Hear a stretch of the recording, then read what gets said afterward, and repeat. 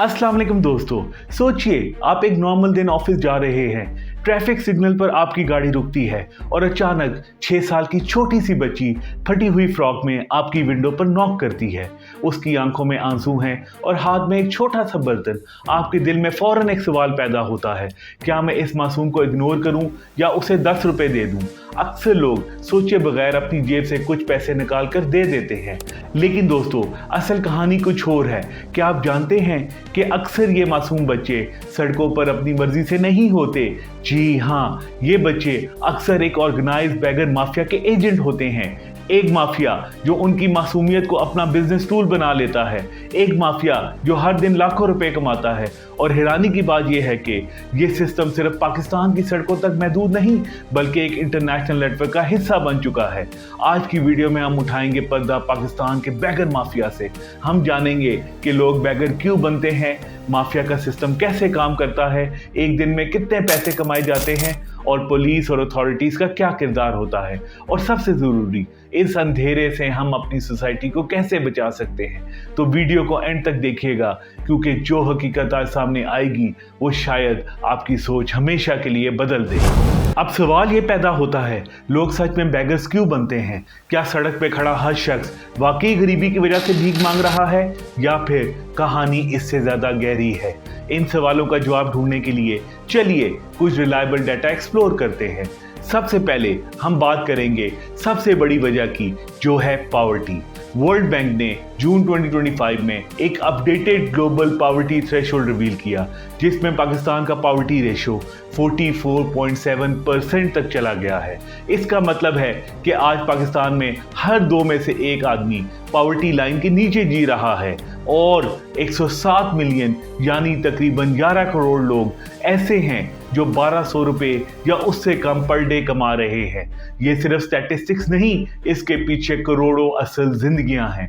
वो लोग जो हर दिन 2 वक्त की रोटी के लिए स्ट्रगल करते हैं। और सबसे शॉकिंग बात, इस नई क्लासिफिकेशन के मुताबिक 16.5% पाकिस्तानी एक्सट्रीम पॉवर्टी में जा रहे हैं, जो पहले सिर्फ 4.9% था। ये उन 39.8 मिलियन यानी तकरीबन 4 करोड़ लोगों की कहानी है जिनके पास हर दिन 1200 रुपए भी मुश्किल से बनते हैं। पॉवर्टी के बाद दूसरी बड़ी वजह है अनएम्प्लॉयमेंट यानी कि बेरोजगारी। जरा सोचिए, आपने 16 साल पढ़ाई की, घर वालों ने उम्मीद के साथ आपको यूनिवर्सिटी भेजा, आप डिग्री हाथ में लेकर जब जॉब मार्केट में निकलते हैं तो आपको जॉब की बजाय सिर्फ फ्रस्ट्रेशन मिलती है। कई दफ़ा ये फ्रस्ट्रेशन लोगों को मजबूरी की तरफ धकेल देती है और कुछ लोग आखिरकार मदद मांगने पर मजबूर हो जाते हैं। पाकिस्तान के मैक्रो ट्रेंड डाटा के मुताबिक यूथ अनएम्प्लॉयमेंट रेट 2023 में 9.71% था, जो 2024 में बढ़कर 9.86% तक पहुंच गया है। यानी तकरीबन हर 10 में से 1 यंग ग्रेजुएट जॉब से महरूम है। और मसला सिर्फ यूथ तक महदूद नहीं, अगर हम पूरी लेबर फोर्स को देखें तो वहां भी सिचुएशन ज्यादा बेहतर नहीं है। 2023 में पाकिस्तान के ओवरऑल अनएम्प्लॉयमेंट रेट 5.41% था, जो 2024 में बढ़कर 5.47% हो गया। इसका मतलब है कि तकरीबन 4.5 मिलियन लोग रोजगार से महरूम हैं, जो एक छोटे शहर की पॉपुलेशन के बराबर है। ये सिर्फ नंबर्स नहीं हैं, ये टूटे हुए ख्वाब हैं। जब एक ग्रेजुएट अपनी डिग्री के बावजूद जॉब नहीं पा पाता, जब कोई अपने घर का खर्चा चलाने के लिए हर दरवाज़ा नॉक करता है और कहीं से मदद नहीं मिलती, तो उस वक्त इंसान मजबूरी में ऐसा रास्ता भी इख्तियार कर लेता है जिसके बारे में उसने कभी सोचा भी नहीं होता। और यहाँ पर बैगर माफिया को मौका मिलता है। जिस यूथ को सिस्टम इग्नोर कर देता है, उसे ये माफिया अपने जाल में फंसा लेता है और उसकी मजबूरी को अपना बिजनेस का हिस्सा बना लेता है। तीसरे नंबर पर जो लोग बैगरी की तरफ मजबूर हो जाते हैं, वो अक्सर वो लोग होते हैं जो जिंदगी की सबसे बड़ी जंग लड़ रहे होते हैं, डिसेबिलिटी और लॉन्ग टर्म इलनेस के साथ। ऑफिशियल सेंसस के मुताबिक पाकिस्तान की तकरीबन 9.64% पॉपुलेशन किसी न किसी डिसेबिलिटी का शिकार है। यानी अगर सिंपल लफ्जों में कहा जाए तो हर 10 में से 1 इंसान चल नहीं सकता, देख नहीं सकता या सुन नहीं सकता। अगर हम ग्लोबल लेवल पर देखें तो वर्ल्ड हेल्थ ऑर्गेनाइजेशन के मुताबिक दुनिया की तकरीबन 15% पॉपुलेशन किसी न किसी डिसेबिलिटी के साथ जिंदगी गुजार रही है। और डेवलपिंग कंट्रीज जैसे पाकिस्तान में ये रेशो अक्सर और भी ज़्यादा होती है। इससे भी ज़्यादा हैरान करने वाली बात पाकिस्तान की 2017 to 18 demographic and health survey में सामने आई। इस सर्वे के मुताबिक 15 साल से ज़्यादा उम्र के 24% लोग किसी न किसी फंक्शनल डिफ़िकल्टी का शिकार हैं, जैसे चलने में मुश्किल, देखने या सुनने में मसला, और इन्हीं में से 74.7% लोग मल्टी डायमेंशनल पॉवर्टी के नीचे हैं। मतलब डिसेबिलिटी के साथ साथ गरीबी, हेल्थ और तालीम की तंगी सब उनकी ज़िंदगी का हिस्सा बन जाती है। दोस्तों, ये सिर्फ स्टैटिस्टिक्स नहीं, ये उन लोगों के अरमान और ख्वाब हैं जो शायद कभी स्कूल जा ही नहीं पाए। ये उन माओं की कहानी है जो बीमार बच्चों को गोद में लेकर भीख मांगती हैं, और उन जवानों के गम हैं जो व्हील चेयर में बैठे सिर्फ इसीलिए हेल्पलेस बन जाते हैं क्योंकि सिस्टम उनके लिए जॉब्स क्रिएट नहीं करता। ये वो लोग हैं जो मजबूरी में भीख मांगते हैं, और असल में ये हमारी सोसाइटी का सबसे बड़ा फेलियर है। दोस्तों, चौथी बड़ी वजह जो लोगों को बेकरी की तरफ धकेलती है वो है ड्रग्स एडिक्शन, यानी कि नशे की आदत। ये वो जहर है जो इंसान से उसकी इंसानियत, उसकी इज्जत और सबसे बढ़कर उसका कंट्रोल छीन लेती है। पाकिस्तान में नशे का मसला तेजी से बढ़ रहा है। पाकिस्तान टुडे की 2025 की रिपोर्ट के मुताबिक तकरीबन 6.7 मिलियन पाकिस्तानीज ड्रग्स यूज करते हैं, और उनमें से 2 मिलियन से ज़्यादा लोग हार्ड एडिक्शन में फंस चुके हैं। इसका असर सिर्फ हेल्थ पर नहीं होता बल्कि सोसाइटी पर सीधा पड़ता है। द न्यूज़ सितंबर 2023 के मुताबिक इस्लामाबाद के अंदर 4000 से 5000 बैगर्स एक्टिव हैं, और उनमें से मेजॉरिटी मैथ यानी आइस के एडिक्टेड है। यही एडिक्शन उन्हें दिन रात भीख मांगने पर मजबूर करती है, सिर्फ एक और डोज के लिए। इस प्रॉब्लम की इंटेंसिटी का अंदाजा इस बात से भी लगाया जा सकता है कि 2024 में पंजाब पुलिस ने अपने ड्रग फ्री पंजाब मिशन के तहत 1,20,000 से ज़्यादा रेड्स किए और 66,000 से ज़्यादा लोगों को अरेस्ट किया। इनमें से कई लोग वो थे जो नशा बेचने, इस्तेमाल करने और फिर उसी नशे को खरीदने के लिए भीख मांगने तक पहुंच गए। सोचिए, एक आदमी जो कभी मजदूरी करता था, अपने घर का खर्चा चलाता था, लेकिन अब आइस का एडिक्टेड हो चुका है। सुबह उठते ही उसका पहला ख्याल होता है, आज नशा कहाँ से मिलेगा। जब जेब खाली हो और जिस्म नशे की तलब से टूट रहा हो तो वो सिग्नल पर खड़ा होकर हाथ फैला देता है। उसके लिए भीख मांगना सिर्फ पैसे नहीं बल्कि एक और डोज तक पहुंचने का तरीका बन जाता है। ये वो लोग हैं जिन्होंने आहिस्ता आहिस्ता अपनी डिग्निटी, अपनी सेहत और कभी कभी अपनी जिंदगी भी नशे के हाथ बेच दी होती है। पांचवी और बहुत अहम वजह जो लोगों को बैगर बनाती है वो है बैगर माफिया। एक ऐसा ऑर्गेनाइज नेटवर्क जो दिखने में छोटा लगता है लेकिन असल में पूरे शहर के सिग्नल्स, बाजार और फुटपाथ तक फैला हुआ है। दरअसल कई बैगर्स एक ऑर्गेनाइज नेटवर्क का हिस्सा होते हैं। हर एरिया में एक कंट्रोलर या ग्रुप लीडर होता है जो डिसाइड करता है कि कौन किस सिग्नल पर भीख मांगेगा। अक्सर बैगर को अपनी कमाई का एक हिस्सा रोजाना उस कंट्रोलर को देना होता है। इसी प्रॉब्लम की वजह से पंजाब गवर्नमेंट ने 2025 में Punjab begging amendment bill pass किया जिसमें फोर्स बेगिंग को नॉन बेलेबल ऑफेंस डिक्लेयर किया गया। गवर्नमेंट का कहना था कि ये माफियाज गरीब और मजबूर लोगों को एक्सप्लॉइट करते हैं और उनसे रोजाना पैसों का हिस्सा लेते हैं। इस्लामाबाद में भी सिचुएशन कुछ ज़्यादा मुख्तलिफ नहीं। सितंबर 2024 में डॉन न्यूज़ की रिपोर्ट के मुताबिक आईसीटी पुलिस ने 23 प्रोफेशनल बैगर्स को अरेस्ट किया जो एक ऑर्गेनाइज ग्रुप का हिस्सा थे। इन्वेस्टिगेशन में पता चला कि उनमें से कई लोग औरतों और बच्चों को सड़कों पर भीख मांगने भेजते थे। इसी तरह मार्च 2025 में द नेशन की एक रिपोर्ट में बताया गया कि रमज़ान के दौरान 69 लोग अरेस्ट किए गए जो चाइल्ड बेगिंग रिंग्स चला रहे थे। इन लोगों ने बच्चों को रोजाना 2000 रुपये तक का टारगेट दिया होता था और अगर टारगेट पूरा ना हो तो उन्हें सजा दी जाती थी। दोस्तों, इस पॉइंट पर आकर बैगरी सिर्फ एक मजबूरी नहीं रहती, ये एक पूरा बिजनेस मॉडल बन जाता है। एक ऐसा सिस्टम जहां गरीबी का दर्द और लोगों की इंसानियत दोनों को पैसा कमाने के लिए यूज किया जाता है। दोस्तों, अगर आप इस ग्राफ को देखें तो सबसे बड़ी वजह जो लोगों को बेगरी की तरफ माहिल करती है वो है पॉवर्टी। तकरीबन 45%, यानी आधी से ज्यादा बेगरी सीधा पॉवर्टी से जुड़ी हुई है। उसके बाद आता है बेगर माफिया, तकरीबन 20%, यानी हर 5 में से 1 केस में ऑर्गेनाइज माफिया का हाथ होता है। फिर आता है ड्रग एडिक्शन, तकरीबन 15%, जहां लोग सिर्फ नशा पूरा करने के लिए भीख मांगते हैं। और फिर अनएम्प्लॉयमेंट और डिसेबिलिटी, दोनों तकरीबन 10% हैं जो लोगों को बेगरी की तरफ धकेल देती हैं।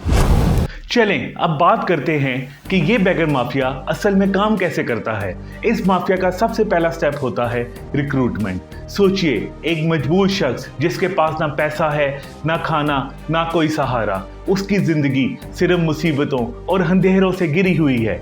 ये वही वक्त है जब बेगर माफिया अपना चाल चलता है। ये माफिया उन्हीं लोगों को टारगेट करता है जो सबसे ज्यादा कमजोर और वल्नरेबल होते हैं। गरीब फैमिलीज के बच्चे, सड़क पर रहने वाले लोग और वो लोग जो नशे का शिकार हों। फिर उन्हें आहिस्ता आहिस्ता अप्रोच किया जाता है एक फ्रेंडली ऑफर के साथ। काम मिलेगा, पैसा मिलेगा, रहने की जगह भी। लेकिन असल में ये सिर्फ एक चाल है, एक ऐसी चाल जो आहिस्ता आहिस्ता उनकी जिंदगी और आज़ादी दोनों माफिया कंट्रोल में ले लेती है।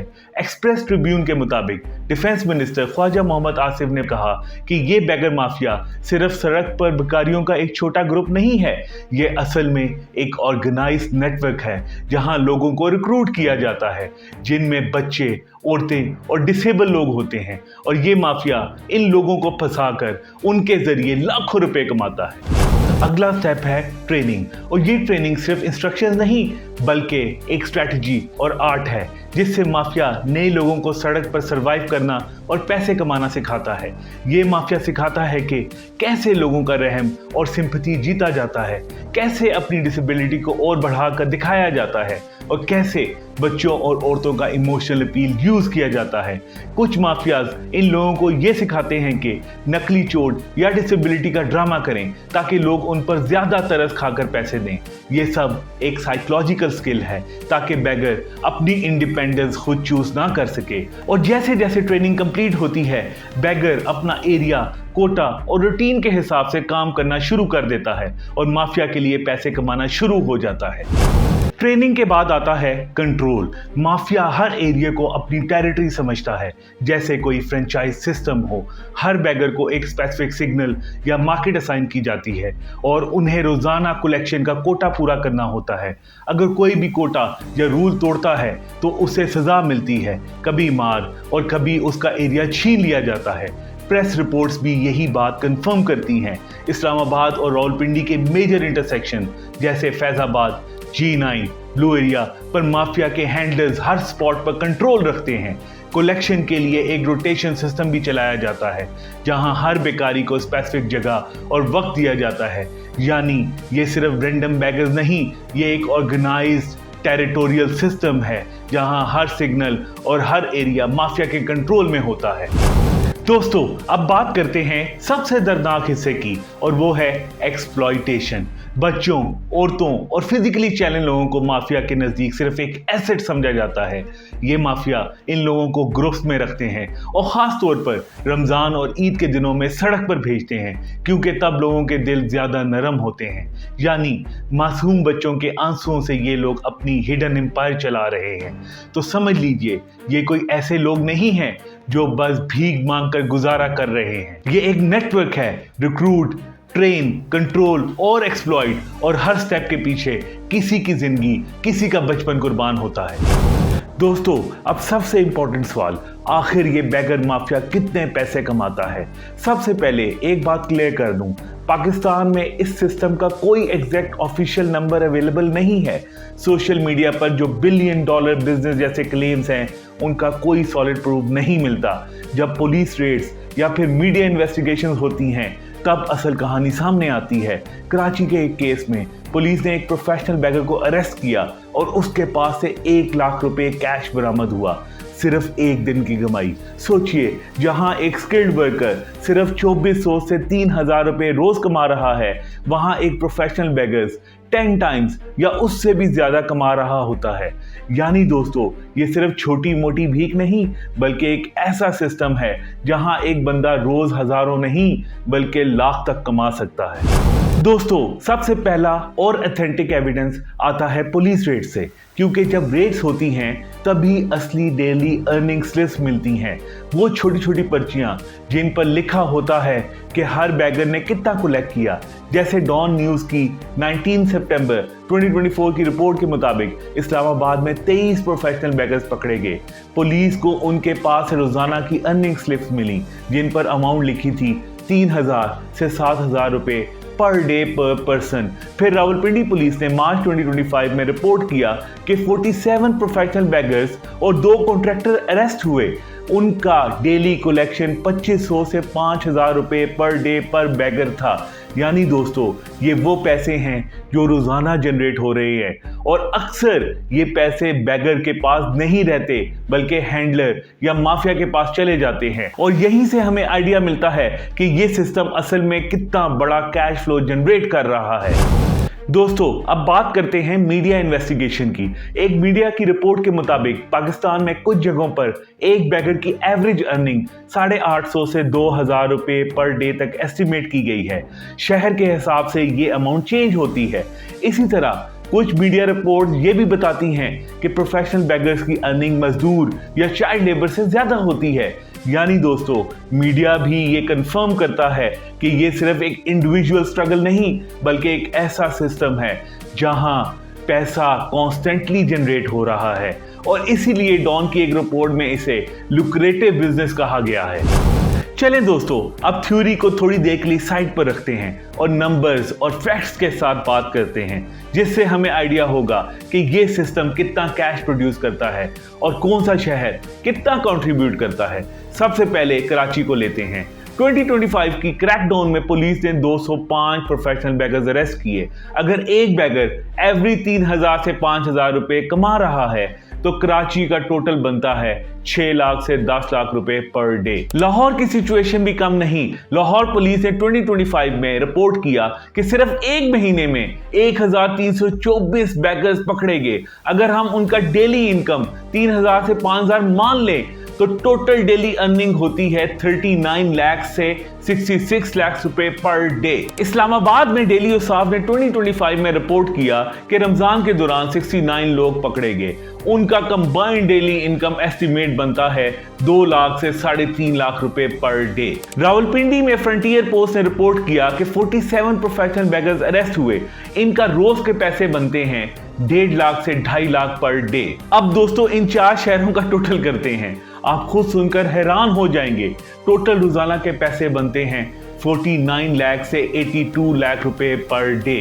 मंथली का अगर हिसाब लगाएं 15 करोड़ से 26 करोड़ रुपए और साल का हिसाब लगाएं तो 180 करोड़ से 312 करोड़ रुपए का इलीगल अनडॉक्यूमेंटेड कैश फ्लो, और वो भी सिर्फ 4 शहरों का। और अब वो वायरल क्लेम पाकिस्तान की बैगर इकोनॉमी $42 बिलियन है। दोस्तों, ये नंबर बिल्कुल फेक है।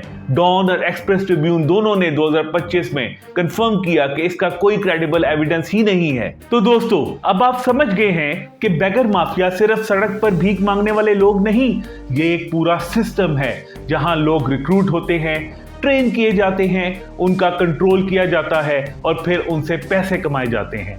और हमने देखा सिर्फ 4 शहरों में इसका रोजाना कैश फ्लो 49 लाख से 82 लाख तक है। सोचिए पूरे पाकिस्तान का हिसाब कितना बड़ा होगा। लेकिन दोस्तों, ये सिर्फ नंबर्स की बात नहीं, ये हर मासूम बच्चे के आंसू, हर औरत का दर्द और हर वनरेबल इंसान की जिंदगी है जो इस सिस्टम में कुर्बान होती है। और अब सवाल ये है, हम ऐसा क्या कर सकते हैं? जवाब सिंपल है, awareness, action and responsibility. Authorities का रोल बहुत जरूरी है।